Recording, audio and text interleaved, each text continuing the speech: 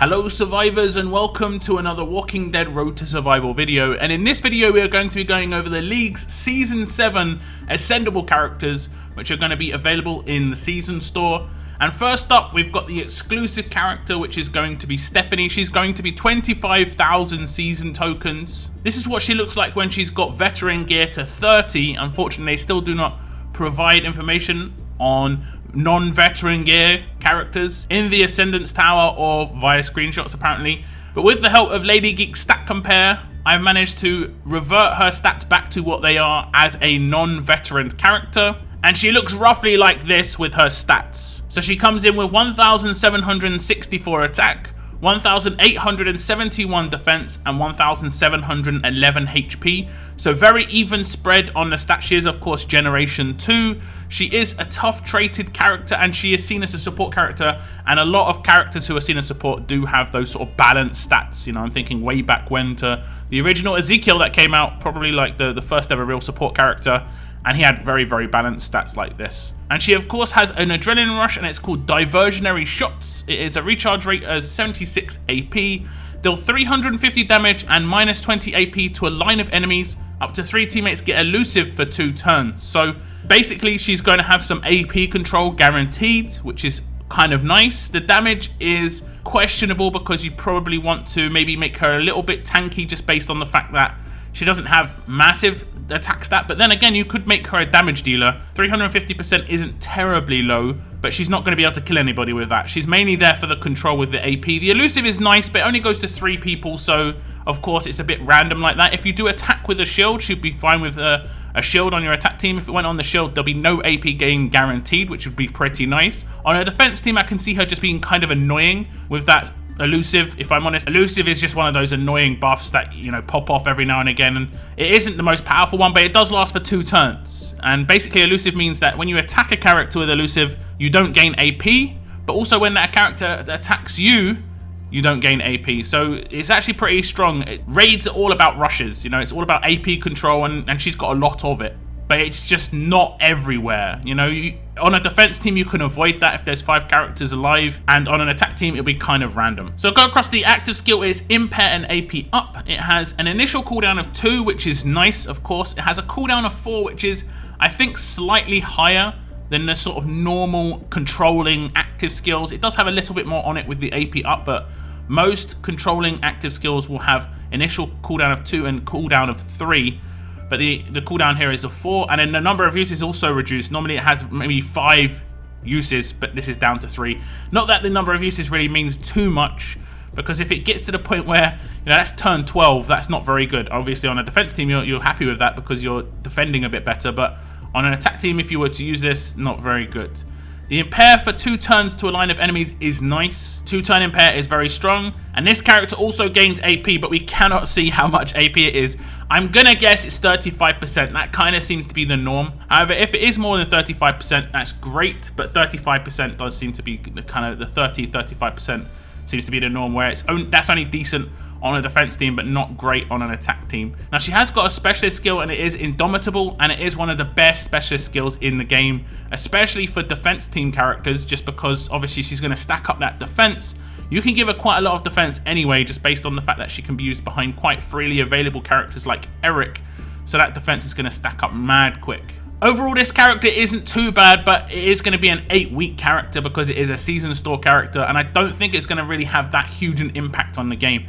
I'm not just thinking about where the game is at when this character is initially released, which is basically we've got S-class characters now, but I'm also thinking about where the game is going to be at the end of that 8 weeks. And at the end of that 8 weeks, who knows? You know, I'm pretty sure we're going to have more S-class characters. Will this character make that big a difference in the S-class era? I don't think so, but she could be useful with S-class characters. You know, she could go behind a Pete, and she could be quite annoying if I'm honest, because she's going to be hard to take down as a Gen 2 just because of that Indomitable. She's got a lot of control and a lot of just annoyance, but I don't think she's spectacular. There are other things that I think, you know, I would say that the season story is kind of the everybody, and that there are things that everybody needs that this doesn't provide. This gives something nice that is okay. It's a support character, but we still need damage dealers. We still haven't got that damage dealer in, like, I would say 6 seasons. We haven't got that damage dealer. We haven't got it from legacy characters. We haven't got a Gen 2 damage dealer except Michelle, pretty much. And a lot of people missed out on that event. So 1 damage dealer in 9 months is not really good enough. But it's another tough support character. I think we've got loads of tough support style characters. You know, the Douglases, Eric's, Joshua's, now Stephanie. We still very desperately need attacking characters in the wider player base. So while I'm probably going to pick up this character just because I do like getting the exclusive characters, I'm not really sure how much usage she might get. She might get a little bit of usage in my bleed team just because she does have quite a nice bit of control, but I'm not 100% sure there. She definitely would be replaceable in that team. Again, on a defense team, I'm not really sure who she would replace. It would be hard to say, but she could fit in somewhere. I'll have to sort of mess around, but I don't think this is the sort of character that we really sort of desperately needed right now. But now we'll move on to the returning ascendables, and the first one is going to be Camilla, who is a pretty good character. This is what she is maxed out as, a veteran character. Obviously, I'm not going to just degrade her stats here.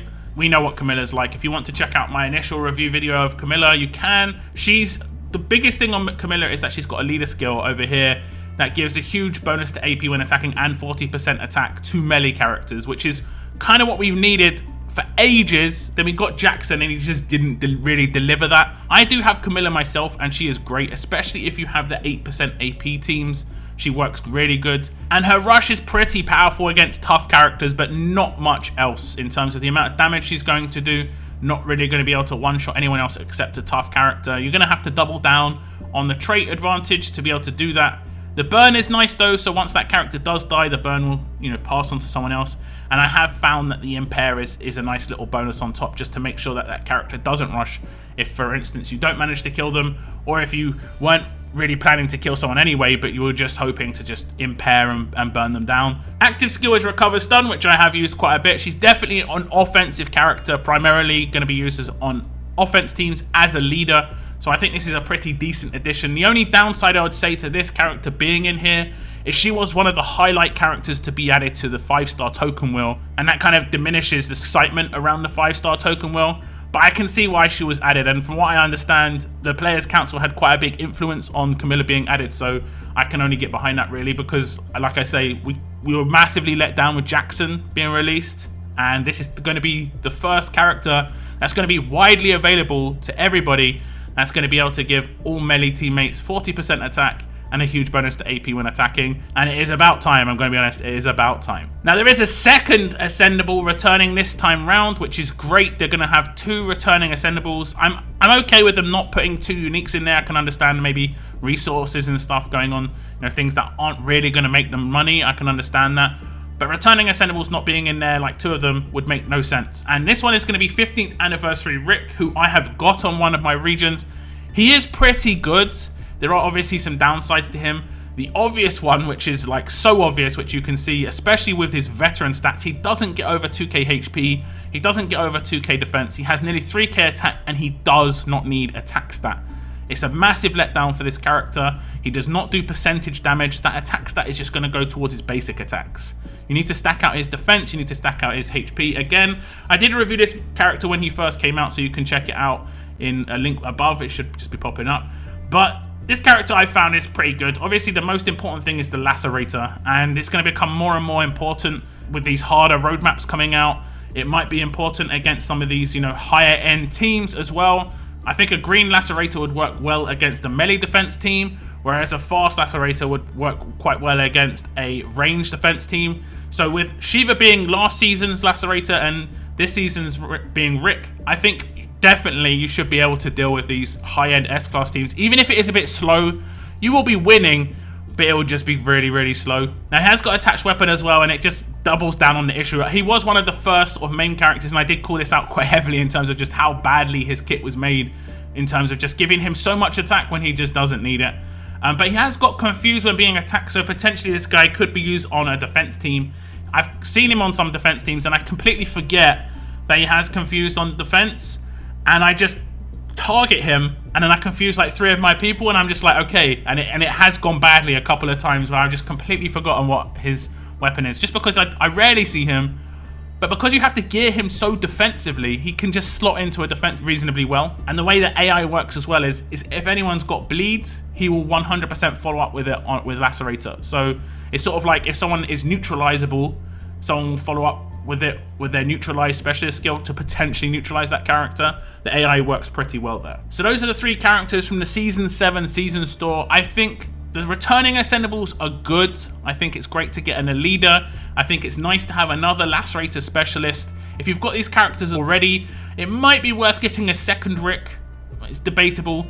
There are 5 stars available as well this season, but we don't know all of them just yet. From what I understand, one of them is the Museum Collection Jesus, and it looks like Monica's going to be in there as well. But I'll break that down in a future video. But in terms of the exclusive character, it's going to be maybe a little bit of testing required just to see how viable and useful this character is going to be. She's not terrible, but she's not directly what we need right now. So I may be getting a little bit swayed with just not seeing that nice damage figure and a nice percentage damage rush. Because if you give me 550% plus to a single target and 2100 attack stat, you basically sold a legacy character or a season exclusive character directly to me in terms of it actually being very good and needed. It wouldn't really have to do much else, I'm going to be honest. But that's it for my video, guys. Which of these 3 characters are you looking forward to getting the most? Which ones are you going to claim? Are you going to claim them all? Or are you going to claim one of them? Are you going to claim none of them? Do let me know. But that's it in my video. Thank you very much for tuning in. And as always, keep on surviving, guys. Keep on surviving.